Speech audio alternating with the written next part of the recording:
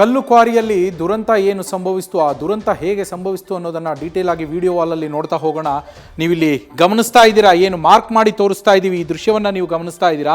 ಅಲ್ಲಿಂದಲೇ ಕಲ್ಲು ಬಂಡೆ ಜಾರಿ ಕೆಳಗಡೆಗೆ ಬಿದ್ದಿದ್ದಂಥದ್ದು.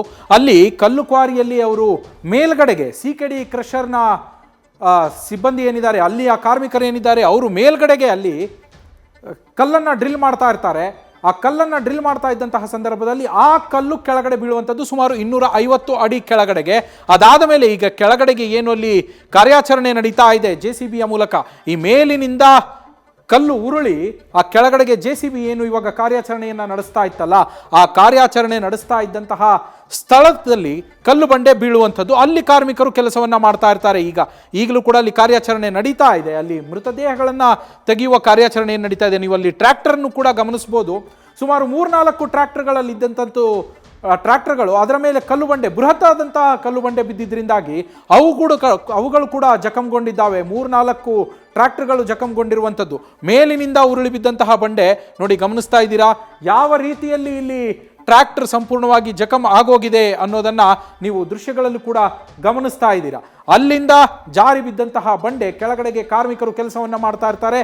ಟ್ರ್ಯಾಕ್ಟರ್ಗಳು, ಲಾರಿಗಳಿಗೆ ಅಲ್ಲಿ ಕಲ್ಲನ್ನ, ಪುಡಿಯಾದಂತಹ ಕಲ್ಲನ್ನ ತುಂಬುವ ಕೆಲಸವನ್ನ ಕಾವೇರಿ ಕ್ರಷರ್ನ ಕಾರ್ಮಿಕರು ಮಾಡ್ತಾ ಇರ್ತಾರೆ. ಮೇಲ್ಗಡೆಗೆ ಡ್ರಿಲ್ಲಿಂಗ್ ಮಾಡ್ತಾ ಇದ್ದಂಥವರು ಸಿಕೆಡಿ ಕ್ರಷರ್, ಅವರ ಭಾಗದಲ್ಲಿ ನಡೀತಾ ಇದ್ದಂತಹ ಡ್ರಿಲ್ಲಿಂಗ್ನಿಂದಾಗಿ ಅಲ್ಲಿ ಯಾವುದೇ ಸುರಕ್ಷತಾ ಕ್ರಮಗಳು ಇಲ್ಲದೇ ಇದ್ದ ಕಾರಣಕ್ಕಾಗಿ ಆ ಬೃಹದಾಕಾರದ ಕಲ್ಲು ಬಂಡೆ ಮೇಲಿನಿಂದ ಕೆಳಗಡೆಗೆ ಬೀಳುವಂಥದ್ದು. ಕೆಳಗಡೆ ಬಿದ್ದಂತಹ ಸಂದರ್ಭದಲ್ಲಿ ಆ ಟ್ರ್ಯಾಕ್ಟರ್ ಏನಿದೆ, ಆ ಟ್ರ್ಯಾಕ್ಟರ್ನ ಮೇಲೆ ಹಾಗೆ ಅಲ್ಲಿ ಕೆಲಸ ಮಾಡ್ತಾ ಇದ್ದಂತಹ ಕಾರ್ಮಿಕರ ಮೇಲೆ ಬೀಳುವಂಥದ್ದು. ಬಿದ್ದಂತಹ ಸಂದರ್ಭದಲ್ಲಿ 7 ಜನ ಕಾರ್ಮಿಕರು, ಯಾದಗಿರಿ ಮೂಲದ ರಾಮನಾಯಕ್ ಅನ್ನುವರ ಮಾಹಿತಿ ಸಿಕ್ಕಿದೆ, ಅವರು ಸೇರಿದಂತೆ 7 ಜನ ಕಾರ್ಮಿಕರು ದುರಂತ ಸಾವನ್ನ ಅಪ್ಪಿದ್ದಾರೆ. ಮಾಲೀಕರಿಗೆ ನೋಡಿ 2 ಕ್ರಷರ್ಗಳಿದೆ. ನೀವು ನೋಡೋ ಮೇಲ್ಗಡೆ ಇರೋದು ಒಬ್ರಿಗೆ ಸೇರಿರ್ತಕ್ಕಂಥದ್ದು, ಕೆಳಗಡೆ ಒಬ್ರಿಗೆ ಸೇರಿರ್ತಕ್ಕಂಥದ್ದು. ಮೇಲ್ಗಡೆ ಅದು ಯಾವುದೋ ಬಸವೇಶ್ವರ ಸ್ಟೋನ್ ಕ್ರಷರ್ಸ್ ಅಂತ, ಕೆಳಗಡೆ ಉದಯ್ ಸ್ಟೋನ್ ಕ್ರಷರ್ಸ್ ಅಂತೇಳಿ ಎರಡು ಬೇರೆ ಬೇರೆ. ಇದು ಅನ್ಫಾರ್ಚುನೇಟ್, ಅದು ಬಾರ್ಡ್ರಲ್ಲಿ ಇಬ್ಬರು ಕೆಲಸ ಮಾಡ್ತಾ ಇರೋದ್ರಿಂದ ಈ ಘಟನೆ ನಡೆದಿದೆ. ಈಗ ನಾವು ಮೈನ್ಸ್ ಆ್ಯಂಡ್ ಜಿಯಾಲಜಿ ಅವ್ರ ಜೊತೆಗೆ ನಾವೆಲ್ಲ ಅದು ನೋಡ್ತೀವಿ, ಏನು ಅವ್ರದ್ದೆಲ್ಲ ಏನು ಲೈಸೆನ್ಸ್ ಇದೆಯಾ ಇಲ್ವಾ ಅಂತೆಲ್ಲ ಡಾಕ್ಯುಮೆಂಟ್ಸ್ ಎಲ್ಲ ಚೆಕ್ ಮಾಡಿ ಮುಂದಿನ ನಾವು ತನಿಖೆನ ಮಾಡ್ತೀವಿ. ಕಾರಣ ಅಂತ ಸ್ಥಳೀಯರು ಹೇಳ್ತಾರೆ ಸರ್, ಅಂದ್ರೆ ಬಫರ್ ಝೋನ್ಗಳನ್ನ ನೋಡಿ, ಇದು ನೀವು ಮೈನ್ಸ್ ಆ್ಯಂಡ್ ಜಿಯಾಲಜಿ ಅವ್ರಿಗೆ ಕೇಳಬೇಕಾಗ್ತದೆ, ಗೊತ್ತಿರೋದಿಲ್ಲ. ಬಟ್ ಇದು ಆಸ್ ಆಫ್ ನೌ ಈಗ ನಾವು ಇದು ಏನು ತನಿಖೆನ ಮುಂದೆ ಹೊರಿಸ್ತೀವಿ. ಈ ಡೀಟೇಲ್ಸ್ ನೋಡಿ, ಅವ್ರು ಹೇಳೋ ಪ್ರಕಾರ ಯಾರು ಅಲ್ಲಿ ವಿಟ್ನೆಸ್ ಇದ್ದಾರೆ, ಇವರೆಲ್ಲ ಒಂದು 4-5 ವರ್ಷದಿಂದ ಅಲ್ಲಿ ಕೆಲಸ ಮಾಡ್ತಾ ಇದ್ದಾರೆ ಅಂತ ಮಾಹಿತಿ ಇದೆ. ಸ್ಥಳಕ್ಕೆ ಮಾಲೀಕರು ಬಂದು ಭೇಟಿ ಕೊಟ್ಟಿದ್ದಾರೆ ಅಥವಾ ಇನ್ನೂ ಭೇಟಿ ಕೊಟ್ಟಿದ್ದಾರೆ? ನಮಗಿನ್ನು ಇದು ಗೊತ್ತಿಲ್ಲ, ಬಂದಿಲ್ಲ ಅನಿಸ್ತದೆ, ಚೆಕ್ ಮಾಡ್ತೀವಿ. ಆಬ್ವಿಯಸ್ಲಿ ನೆಗ್ಲಿಜೆನ್ಸ್ ಇದೆ, ನಾವು ಹೇಳಬೇಕಾಗುತ್ತೆ, ನೆಗ್ಲಿಜೆನ್ಸ್ ಇದೆ. ಯಾಕಂದರೆ ಮೇಲ್ಗಡೆ ಇರೋರು ಕೂಡ ಅವರು ಪ್ರಿಕಾಷನ್ಸ್ ತೊಗೋಬೇಕಾಗಿತ್ತು, ಈ ಕೆಳಗಡೆ ಇರೋರು ಕೂಡ ಪ್ರಿಕಾಷನ್ಸ್ ತೊಗೋಬೇಕಾಗಿತ್ತು. ಆಬ್ವಿಯಸ್ಲಿ ನೆಗ್ಲಿಜೆನ್ಸ್ ಇದೆ. ಅದಕ್ಕೆ ನಾವು ತನಿಖೆಯಲ್ಲಿ ನಾವು ತನಿಖೆ ಮಾಡ್ತೀವಿ. ಕೇಸ್ ಏನಾರು ಮಾಡ್ತೀವಿ. ಹೌದು, ಮಾಡ್ತೀವಿ.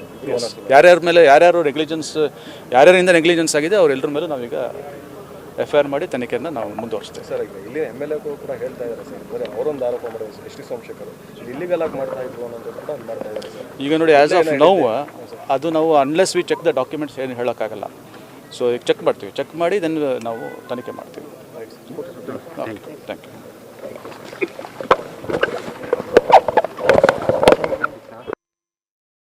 IGP ಗಿರೀಶ್ ಅವರು ಕೊಟ್ಟಿರುವಂತಹ ಮಾಹಿತಿ ಇದು. 2 ಕ್ವಾರಿಗಳು, 2 ಮಾಲೀಕರು. ಮೇಲ್ಗಡೆ ಏನು ಕ್ವಾರಿ ಇದೆ, ಅಲ್ಲಿ ಕೆಲಸ ನಡೀತಾ ಇದ್ದಂತಹ ಸಂದರ್ಭದಲ್ಲಿ ಕೆಳಗಡೆ ಕ್ವಾರಿಯ ಮೇಲೆ ಕಲ್ಲು ಬಂಡೆ ಬಿದ್ದಿರುವಂಥದ್ದು ಅನ್ನೋದನ್ನ ಮಾಹಿತಿಯನ್ನು ಅವರು ಕೊಟ್ಟಿದ್ದಾರೆ. ಅದೆಲ್ಲದಕ್ಕಿಂತ ಮುಖ್ಯವಾಗಿರುವಂತಹ ವಿಚಾರ, ಇಬ್ಬರದ್ದು ನೆಗ್ಲಿಜೆನ್ಸ್ ಇದೆ ಇಲ್ಲಿ ಅನ್ನೋದನ್ನ ಅವರು ಹೇಳಿರುವಂಥದ್ದು. ಮೇಲ್ಗಡೆಯವರು ಪ್ರಿಕಾಷನ್ಸ್ ತೆಗೆದುಕೊಳ್ಬೇಕಿತ್ತು, ಅಂದರೆ ಸುರಕ್ಷತಾ ಕ್ರಮ ಕೈಗೊಳ್ಳಬೇಕಿತ್ತು. ಕೆಳಗಡೆಯವರು ಕೂಡ ಸುರಕ್ಷತಾ ಕ್ರಮಗಳನ್ನು ಕೈಗೊಳ್ಳಬೇಕಿತ್ತು. ಆದರೆ ಇಬ್ಬರು ಕೂಡ ಪ್ರಿಕಾಷನ್ಸನ್ನು ತೆಗೆದುಕೊಂಡಿಲ್ಲ. ಹಾಗಾಗಿ ಇಬ್ಬರ ವಿರುದ್ಧವೂ ನಾವು FIR ಅನ್ನು ಮಾಡಿ ಇಲ್ಲಿ ಮುಂದೆ ತನಿಖೆಯನ್ನು ಮುಂದುವರಿಸ್ತೇವೆ ಅಂತ ಹೇಳಿ IGP ಗಿರೀಶ್ ಅವರು ಮಾಹಿತಿಯನ್ನು ನೀಡಿದ್ದಾರೆ. ಇರತಕ್ಕಂಥದ್ದು ಗೊತ್ತಾಗಿದೆ ಸರ್. ಯಾರು ಓನರ್ಸ್ ಸರ್? ಇಬ್ಬರು ಮಾಲೀಕರಿದ್ರು ಅಂತೇಳಿ ಗಮನಕ್ಕಿದೆ ಸರ್. ಇದ್ರೂ ಅದು ಗೊತ್ತಿಲ್ಲ, ಬಟ್ ಒಟ್ಟಲ್ಲಿ 2 ಸಪ್ರೇಟ್ ಕ್ವಾರಿ ಅವ್ರದ್ದು ಇದು ಓನರ್ಸ್ ಬೇರೆ ಬೇರೆ ಇದ್ದಾರೆ ಅಂತ ಗೊತ್ತಾಗುತ್ತೆ ಸರ್. 2 ದಿನದಿಂದಷ್ಟೇ ಗಣಿ ಮತ್ತು ಭೂವಿಜ್ಞಾನ ಇಲಾಖೆಯಿಂದ ಸರ್ ಕಾವೇರಿ ಕ್ರಷರ್ಸ್ ಮತ್ತು ಸಿಕೆಡಿ 2 ಕ್ರಷರ್ಸ್ ಏನಿದೆ ಸರ್, ಅವ್ರಿಗೆ ಫೆನ್ಸಿಂಗ್ ಹಾಕಿ ಬೌಂಡ್ರಿಯನ್ನು ಫಿಕ್ಸ್ ಮಾಡಿ ಸರ್ವೇನ ಫಿಕ್ಸ್ ಮಾಡಲಾಗಿತ್ತು ಅನ್ನೋ ಮಾಹಿತಿ ಇದೆ ಸರ್. ಇದು ನೋಡಿ, ಇದು ನೀವು ಮೈನ್ಸ್ ಆ್ಯಂಡ್ ಜಿಯಾಲಜಿ ಕೇಳಬೇಕಾಗತ್ತೆ. ಈ ದುರ್ಘಟನೆ ನಡೆದಿರೋ ಒಂದು ವಿಚಾರದಲ್ಲಿ ಏನು 7 ಜನದ್ದು ಡೆತ್ ಆಗಿದೆ ಅದರ ವಿಚಾರವಾಗಿ ಮತ್ತು ಏನು ನೆಗ್ಲಿಜೆನ್ಸ್ ಆಗಿದೆ ಅದರ ವಿಚಾರವಾಗಿ ನಾವು ತನಿಖೆಯನ್ನು ಮಾಡ್ತೀವಿ. ಓಕೆ, ಒಂದು ಪ್ರಶ್ನೆ ಸರ್, ಕೆಳಗಡೆ 20 ಜನ ಕಾರ್ಮಿಕರು ಕೆಲಸ ಮಾಡ್ತಿದ್ದಂಥ ಸಂದರ್ಭದಲ್ಲಿ ಮೇಲ್ಗಡೆ ಅವರು ಕಲ್ಲನ್ನು ಜರುಗಿಸುವಂಥ ನೆಸೆಸಿಟಿ ಏನಿತ್ತು ಅಂದರೆ ಎಲ್ಲ ಒಂದು ಕಡೆ ನಿರ್ಲಕ್ಷ್ಯದಿಂದ ಆಗಿರೋದು ಸ್ಪಷ್ಟ ಕಾಣ್ತಿದೆ ಸರ್. ಮೇಲ್ನೋಟಕ್ಕೆ ನಿರ್ಲಕ್ಷ್ಯದಿಂದ ಆಗಿರೋದಂತೂ ಕಂಡು ಬರ್ತದೆ. ಅದಕ್ಕೆ ಇದು ಘಟನೆ ನಡೆದಿರೋದಂತೂ ಸಾಬೀತಾಗ್ತದೆ. ಬಟ್ ಈಗ ಮುಂದಿನ ತನಿಖೆಯಲ್ಲಿ ನಾವು ನೋಡಬೇಕಾಗತ್ತೆ ಯಾರ್ಯಾರು ಅಂದರೆ ಸುಮೋಟೋ ಏನಾದರೂ ಹಾಕೋಬೋದಾ ಅಥವಾ ಕಂಪ್ಲೇಂಟ್ ಏನು ತಗೋಬೇಕಾ ಸರ್ ಮೃತಪಟ್ಟವ್ರ ಫ್ಯಾಮಿಲಿ ಕಡೆಯಿಂದ ಏನಾದರೂ? ನೋಡ್ತೀವಿ, ಅದು ಯಾರ ಹತ್ರ ತಗೊಂಡು ತನಿಖೆ ಮಾಡಬೇಕು ಅನ್ನೋದು ನೋಡ್ತೀವಿ. ಇದಿಷ್ಟು ಕೇಂದ್ರ ಅವರೇ IGP ಆಗಿರುವಂಥ ಗಿರೀಶ್ ಅವರು ಮತ್ತು ಕ್ಯಾಮ್ರಾ ಪರ್ಸನ್ ಅಶ್ವಥ್ ಜೊತೆ Shivakumar, news first Bengaluru. News first ನಿರ್ಭೀತಿಯಿಂದ ನಿಮ್ಮ ಪರವಾಗಿ.